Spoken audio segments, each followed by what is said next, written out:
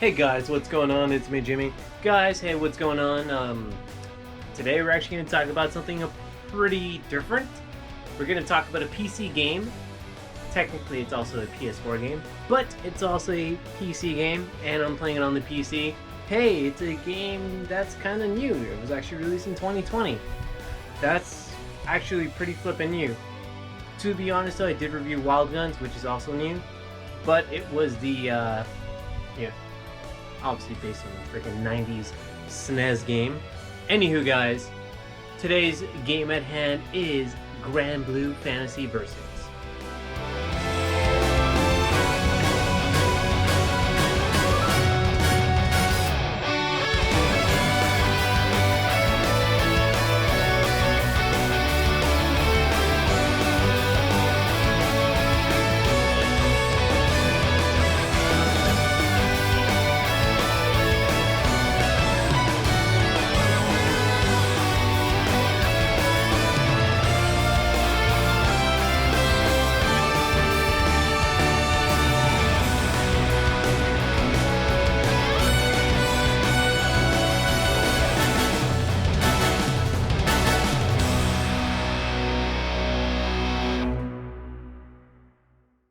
Holy flippin' heck, guys. So, GranBlue Fantasy Versus is a game that is, developed by ArcSystem Works. It's based on a property by Cygames. I believe that's how you pronounce the name, Cygames. Because, I feel as though Cygames is a contraction of Cyber Games. Anywho, this isn't that kind of video. So, ArcSystem Works is obviously known for BlazBlue, Guilty Gear, and various amounts of fighting games as well. And Cygames is known for what I know them for, which is Dragalia Lost, or Galia Lost, however the heck you want to pronounce it, and Princess Connect Redive, which is a game we've never gotten here, and, well, the game in question, the eponymous GranBlue Fantasy, which is another game we didn't get here in the States. So, guys, it's a fighting game based on a very, very, very popular mobile game. Game has a arcade mode. The arcade mode is pretty much just a run through of fighting characters until you reach the boss in the final stage. The boss is always going to be Beelzebub. Beelzebub is frankly one of the coolest bosses I've seen. He kind of reminds you of Shao Kahn in a bit. Just a bit. Except he's got a teleport. Anywho, that's it for the arcade. Next up is the RPG mode of the game. This is, if you're going to play the game in single player, this is where you're going to spend the vast majority of your time, is the RPG mode. So pretty much, this RPG mode sets up the character Gran and who he is, his motivation, his desire, what he's trying to do, Lyria, who she is to him, kind of, but not really. It's explained what she did for him, which essentially split half of her life force so he can live, which isn't really explained why she did it, unless you played the original game, or did what I did and watched the anime, which is kind of brutal, I'm not gonna lie. Anywho, so all the characters are after Lyria for some reason, and that's because she can talk to what's called in the game Primal Beast. These are essentially just beasts, even though a lot of them don't look like beasts at all. They kind of have human figures, and some of them have quite voluptuous human figures, I'm not gonna lie, which is a little odd, but whatever. I feel as though calling Yggdrasil Primal Beast is kind of insulting, or the character Rose for that matter, but I don't make these things. Anywho, so all the characters are after Gran and Lyria. The reason being is because they're actually being controlled by the crystalline monsters, is what they call them. And this is all part of a sinister plot by a character named Belial in the game to bring back his deceased friend Beelzebub, which Beelzebub is out to destroy the world. You get a generic anime plot / video game plot. I don't have to explain it to you. So, for the most part, that's the majority of the game. You're supposed to beat characters, beat them to their senses, quite literally, or beat the monsters out of them, which is, not gonna lie, pretty cool. Gets the plot going. Kind of reminds me of DC Universe versus Mortal Kombat, if you guys ever played that back in the day on the PS3 and Xbox 360. Very, very reminiscent of that. I got those vibes a lot. So that's pretty much it for the most part. The other thing I can say is that the story is very serviceable. The spoiler alert, because of course there'll be spoilers here. So skip like 10 seconds ahead. So the betrayal of Belial by Beelzebub, I'm not gonna lie, is something that I was like, yeah, I guess you could see coming. But it's like, it's still something that's like, oh, cool. He actually betrayed him, like straight up. Even though Belial was really trying to bring him back. Who'd have thought? So, yes, that's pretty much the story in a nutshell. I am glossing over a large, like, swath of the story. Specifically, like, some of the character motivations and, like, how they come into the fray and, you know, how they're brought in. Even DLC characters have a stake in this as well. So, story is done. Gameplay. How does the game play during the RPG mode? So it actually plays like a single-player beat-em-up, which I'm not gonna lie, I actually do really enjoy. It is a very, very enjoyable experience. Also, the one thing I really enjoyed is the fact that it's 2 players. 2 players simultaneous co-op on a single-player beat-em-up, which is actually pretty flippin' cool. It's very enjoyable. Also, once you get a little bit further on into the game, you unlock skills in the game. So by holding the block button in the game, the dedicated block button, and hitting either, one of 2 buttons, I believe it is X and R1, you can use whatever skill you have equipped to your characters. Both characters can equip different skills, thankfully, so you don't have to share them.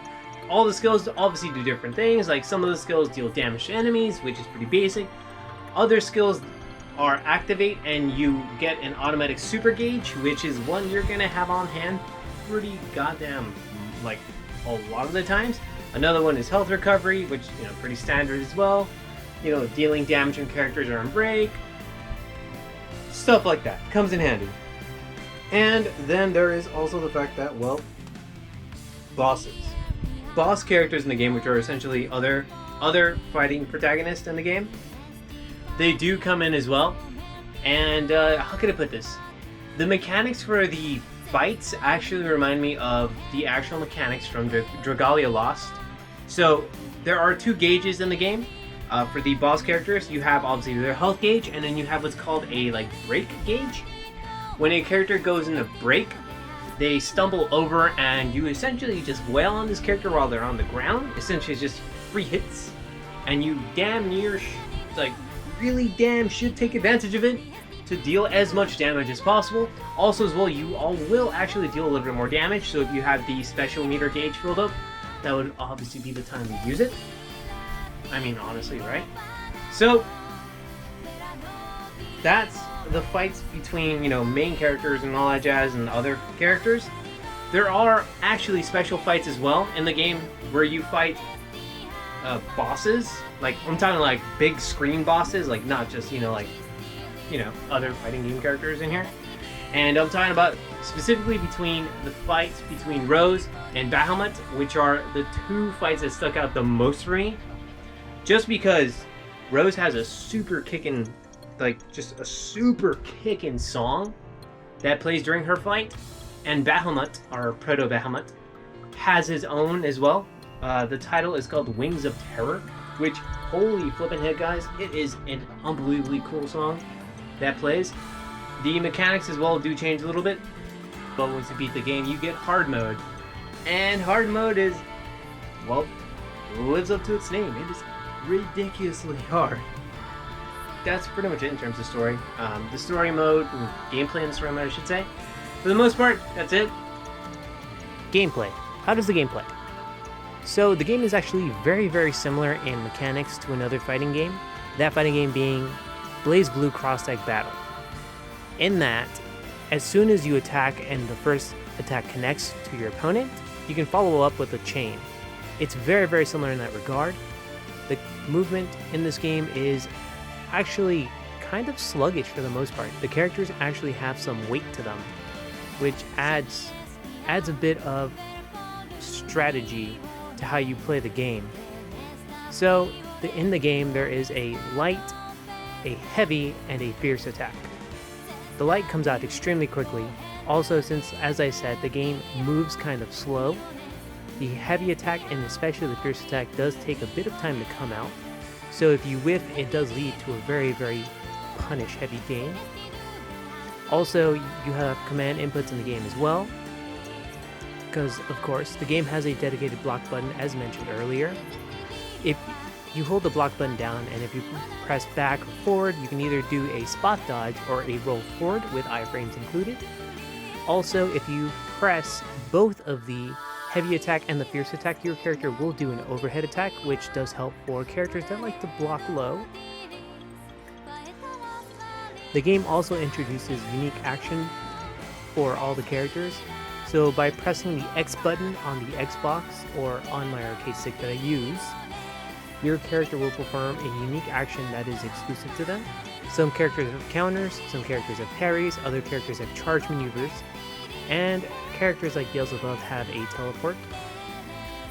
The unique action button can either serve as an attack or as a way to open up a swath of new attack options. The game also has an easy command input button, so essentially you press the button and your characters will do the special attacks. So it makes the game all the more accessible for newbies. In order to prevent people from abusing this function, there is a cooldown timer for your special attacks. So if you use the special attack button, the cooldown timer is a lot slower as opposed to if you do use the command input. It goes without saying that because this is a fighting game, there obviously are supers in the game.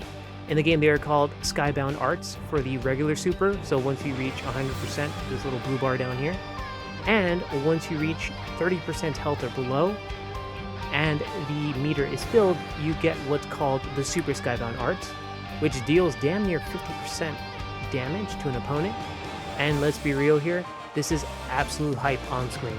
The last thing to talk about is graphics and music. So right off the bat, as you guys can obviously tell on screen if you have eyeballs, the game is absolutely gorgeous. This is an extremely pretty game.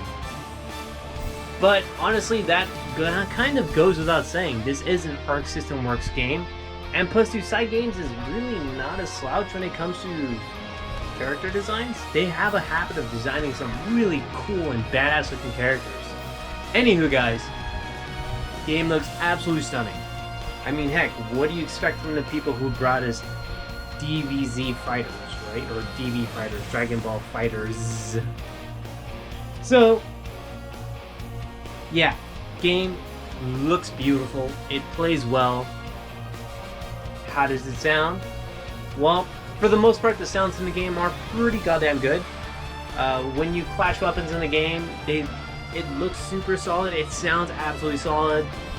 And, well, the character voices are pretty goddamn stellar. Both the English voices and the Japanese voices are pretty top-notch, but as I mentioned, I would not expect anything less from both of these companies. Maybe ArcSystem Works, but for sure not Cygames. They usually don't slouch on things like these. And the music. Holy cow, the music. I'm gonna say this, Wings of Terror and Existence are probably my two goddamn favorite tracks in the game. It really bummed me out when I realized I couldn't play Wings of Terror for versus mode matches, so whenever I play with people, you can't put that song to fight against your friends or whatever the heck. And it super sucks, because it's an absolutely banger of a hit. And Existence is, well, it's just Existence. It's Beelzebub's theme song, I guess, whenever you fight him. It's an absolutely banger of a song. Game came out on PS4 and PC. The game was released in 2020. Don't need to say anything more. Do I recommend it? I do recommend the game. It is an absolute boatload of fun. Plus, dude, it's extremely easy to pick up and play. The graphics are beautiful, the sound is amazing, the music is absolutely stellar. And it's not a fast fighting game, so the mechanics are fairly easy to pick up and play. The game is really intuitive with its easy command button, or its special move button I should say. Having the fact that characters have unique action buttons is also extremely fun as well. Like I said, it adds utility and special different attacks to the characters as well for some combos. I recommend the game. Honestly, there's no reason for me not to recommend it. But be aware that right now the scene for the game is not very active. So guys, this has been Jimmy. Guys, remember, you're loved, you're beautiful. Remember to stay absolute radical, guys, and thanks for tuning in.